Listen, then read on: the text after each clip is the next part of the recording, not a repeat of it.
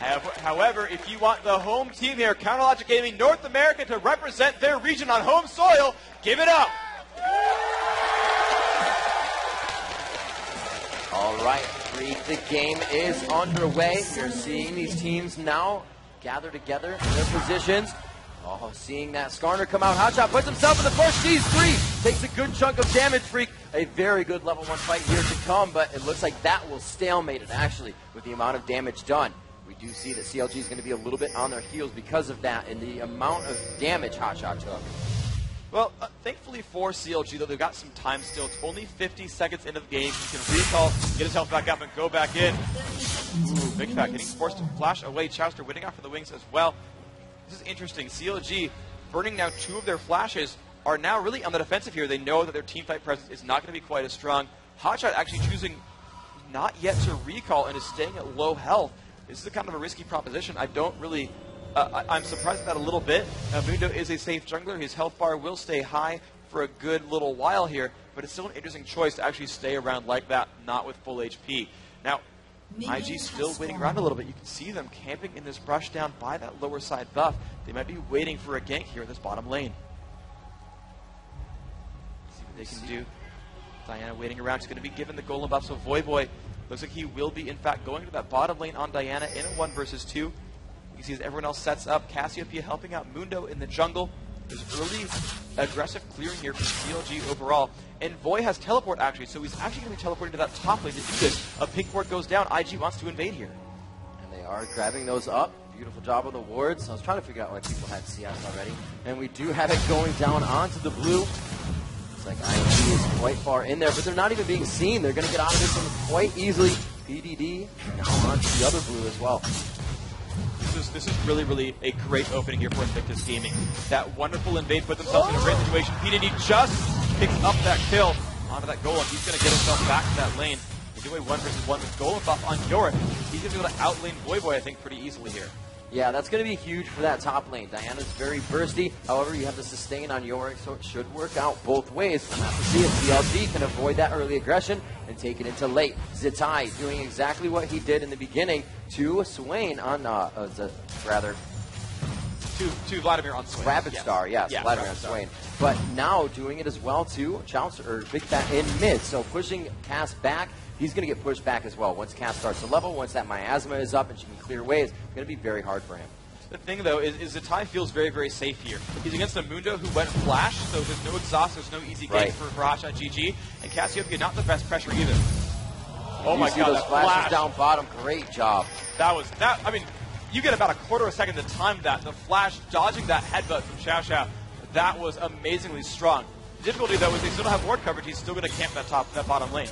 And they do know he's still there, saying, all right, Doublelift is going to go back. He does have some good gold under his belt right now. He's got enough for some potions and to keep the lane safe with Lulu. So we're going to do that. Voyboy farming safely top, using that shield to mitigate some damage. You can just see how much the blue buff is affecting that lane. Voyboy has to go back already. Hotshot spots Illusion, lands the cleaver. Illusion going to take some damage here. He's going to get away pretty much for free, though. Bigfatlp did come over to try to put some support down. Looks like not a lot was ultimately gained. We're seeing PDD still very safe at the top lane. The bottom right now, capturing a bit of pressure here, doing some good damage to Zz1tai.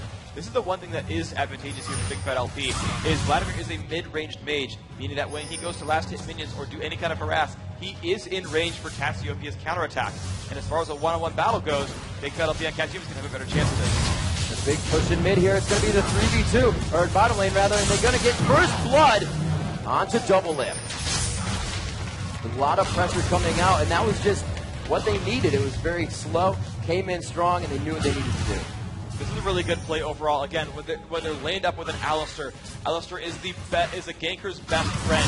He's got crowd control, he's got displacement, he's an immovable wall, he's going to keep people at full health. He even likes to power dive. So when you gank for an Alistar, you know you're going to have a good time. They exactly had that right there. The first gank burned Doublelift's flash. All they had to know is that, guys, next 4 minutes to show up again, he's going to die. And in fact, they had that. So a great overall move there, knowing they could re-up that gank on the Doublelift I would expect to see one more in the next 2 minutes. Harassment from PDD as that blue buff has worn off. You can see Voyboy not having as much trouble in lane, using his mana to farm instead of really attack PDD in the damage trade, but PDD still pushing down strong. You see Hotshot over by the Wraiths. We could see him in middle at some point. But no, that's going to be taken by Bigfatlp. They're kind of trading off on a little bit of experience there. Pings on Skarner show that he is down by Dragon. Looks like he's just going to kind of hang out. Illusion waiting for movement from one of the teams from top to bottom lane, but he's not going to find it. 5 minutes and 30 seconds in. Invictus Gaming did grab first blood once again of the Voyboy. A lot of aggression from PDD trying to stay in auto attack range. The turret just too close. This is really, though, it's a good advantage here for PDD overall, though. It's going to be a good matchup for a good long while. They picked that partially as a counterpick to that early Diana grab.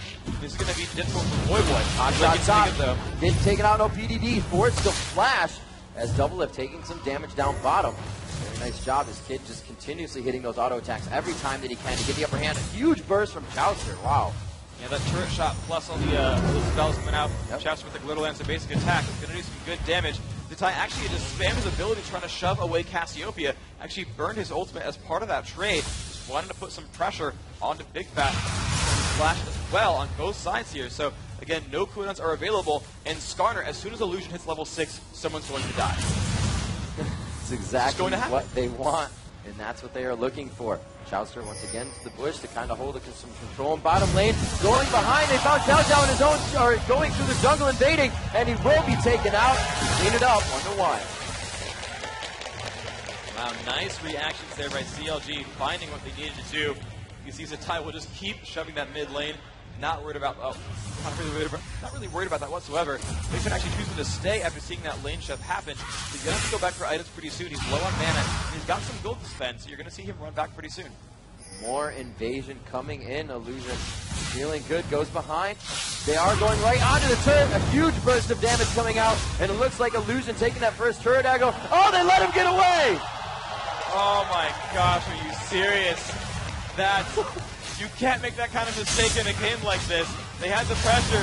Bigfatlp had to go back. He was low on health with no mana, no flash, no ultimate. They let him walk away. Simple miscommunication there. You know, the thought was right. Farm Zz1tai in mid, give him the kill. But if you can get it, it's going to be an assist. Still go for it. 7 minutes and 40 seconds in, we see Invictus with a little bit of miscommunication there that they cannot afford to have any longer. Yeah, well, hopefully they do bridge those gaps. The one advantage they have, though, is even though the kills have been traded back and forth, they're up 600 gold. A lot of that is coming from advantageous lanes. You're just seeing their gold just creeping up over time. They're just farming better than the opposition. That's a very, very big deal for them. You know, the early game was kind of what Invictus was going to be about. We saw that with Frost, where it finally cheated off in the end. And we know that's how CLG likes to play, where they're going to get some laking credit. Oh, Illusion's going to steal the blue away. They had the ward there already. They had that buff time. Nice play there. Illusion is walking by saying thank you very much. That's a very big deal. Bigfatlp on I can't think of Cassiopeia, sorry, really is going to be reliant on mana. As he has Thorn's Ring and Child will be okay in that lane, but still would have liked to see move up. Yeah, going against Zz1tai with 0 mana, like you said before, Vladimir using his health to cast spells. That's a very aggressive lane, and he needs that buff. See Doublelift and Chauster taking up as much experience as they can around the map, just trying to feed themselves in that lane. Bottom lane not too bad. He is down about 15 CS on Kid, but that lane still 0-1. Kid has that kill, and it's going to be very big as they pressure on continuously. They did not lane swap this game. They left Yorick to go against Diana top. They like the pick on that as Yorick can sustain against that burst of Diana. So the lanes for Invictus are working well, but they're not capitalizing on their chances yet. I really like the overall gameplay strategies, though, from Invictus. They're choosing their lanes based on the map objectives. So normally, you know, you see teams default to a solo lane top and a double lane bottom because you want to kind of have some pressure around the dragon. It's really not what the choices here are for Invictus. They're actually choosing their solo lane based on the golem buff. You can see them.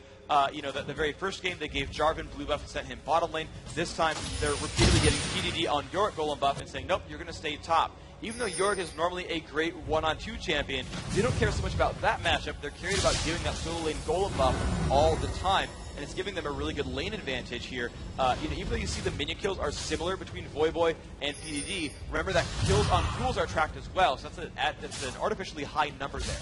So Invictus Gaming with more than a big enough wave to take down this turret. Especially getting the heals out from Alistar as well. Looks like they will back off top lane. Voyboy going quite aggressive as they hit each other out here. Vladimir actually going down bottom for the gank, but he starts to back off as he knows he can't get under the turret. Both fights here walk away without any damage. So a nice gank attempt overall there. And that's actually a nice move by CLG. They actually sent Hotshot to mid, and he's completely shoved out that mid lane, denying a bit of farm from Zz1tai. That's actually really, really useful. It's going to bridge the gold gap just a little bit. Anytime they can kind of clear a lane and deny farm to the opposition, you're always going to start throwing ahead.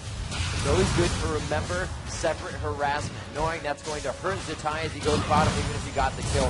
Very well played by CLG right now in the mechanics of the game. PDD again getting blue buff as it came back around. Not much needed from Vladimir, and with the control of CLG's blue buff, they don't have to worry about that lane getting lost. But the one really good thing here, though, is they're going to keep that pressure onto the turret. The first turret kill going down right here for Invictus. They're going to keep that pressure going. You're going to see, again, just farming against each other in the mid lane. There's not going to be a lot done there. There's great wave clearers, great minion farmers for both those sides. You're not going to see, outside of a giant gank attempt, heavy pressure on either of those turrets. But the sides, they're absolutely available. We could see Skarner come in for someone in the near future. Now, I don't think he's going to be able to gank for Voyboy all that well. Ultimately, the lane matchup does not really reward ganking Voyboy's aggression. Yorick is not the best at bursting someone down. He's just best at being a bully, leaving him alone and letting him make his play. So you'll just see him grow over time, and they're going to let that be sort of a late-game lane because they're going to like what Yorick does here. Instead, their pressure is going to be on Bigfatlp. They've got to worry because his flash and ult are back up, but they can still make the moves there. And the pressure has been on that bottom lane as well.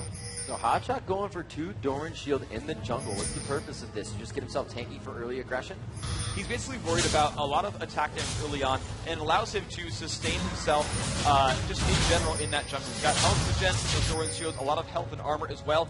I think it's actually not even so much a counter strategy, but Hotshot realizing that Doran Shields are hyper efficient items and realizing, guys, just buy Doran Shield. They're really, really good. Right, Tear of the Goddess going out on top to Yorick as he builds up his mana for himself, continuously sustaining in lane. The blue buff and everything just synergizing very nicely with that lane. However, the kills have been quite scarce this game. 13 minutes in, we saw about 3 or 4 kills between the last matchup of Azubu versus Invictus. Now, CounterLogic Gaming has avoided that very, very early aggression. They did lose the first blood, but they've kind of thwarted it since then. Yeah, I really only expect to see moves at the bottom of the map right now. We've got oracles now on both junglers, so you're going to see these lanes get a lot less safe very, very soon. You guys have invested 400 gold in an item that lets them see invisible units such as wards, clear them off the map, and really sort of deny that vision so that ganks can come in blind and get behind people. So you're going to see a lot more aggression coming very, very soon from Illusion and HotshotGG. Great CS in mid so far by Zz1tai. He's looking at 118 minions that he has farmed up. That's going to be gold and experience for himself while even being denied. We saw Hotshot trying to get the lane and harass him a little bit as he went down bottom. It was a good job, though, that the lanes followed each other.